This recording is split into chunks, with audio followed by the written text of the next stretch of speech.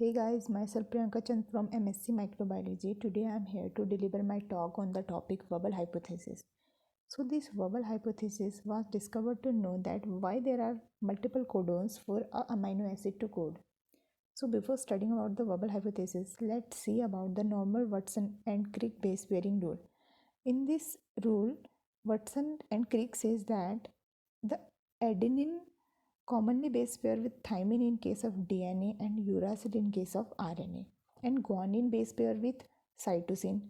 But in case of Wobble hypothesis, this rule is not followed. So now let's see how this Wobble hypothesis idea comes up. In case of genetic code, there are 64 possible codons which are present, and out of these, 3 are stop codon, and 61 possible codons are coding for 20 amino acid. We know that in translation process, one codon codes one amino acid. Since one codon is coding for one amino acid, it means one amino acid is being picked up by one tRNA. If this happens, then 20 amino acids are being picked up by 20 tRNA, but there are 61 possible codon for 20 amino acid and there are less tRNA. So that scientists describe in this hypothesis that how one amino acid is using more codon and less tRNA are used. So now let's see the genetic code table. Here we can see that more than 3 and 4 codons which are coding for the one particular amino acid. We can see in case of leucine, proline, and here in glycine. In this case, we can see that GGU, GGC, GGA, and GGG is coding for one particular amino acid, that is glycine. Now let's see about the Wobble hypothesis.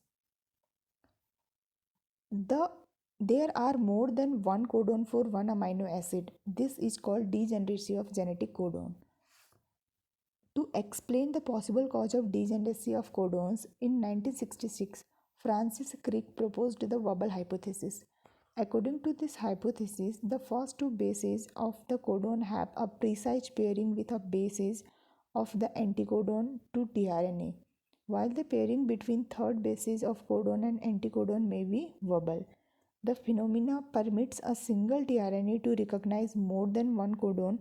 Therefore, although there are 61 codon for amino acid, the number of tRNA is far less, which is due to wobbling. Here we can see that the amino acid leucine, and in this end of there is anticodon, and this is codon. And in case of normal base pairing, here we can see guanine is base pairing with cytosine, adenine is base pairing with the uracil, and guanine with cytosine. And this is the normal Watson and Crick base pairing. But here we can see that in this case, the guanine is base pairing with uracil instead of cytosine, and this pairing is known as Wobble pairing. So Wobble hypothesis states that the bases at the 5' end of anticodon is not spatially confined as the other two bases, allowing it to form hydrogen bond with any of several bases located at the 3' end of a codon. The first two bases of the codon make normal hydrogen bond pair with second and third bases of the anticodon. The relaxed base pairing requirement of Wobble allows the anticodon of a single form of tRNA to pair with more than one triplet in the mRNA.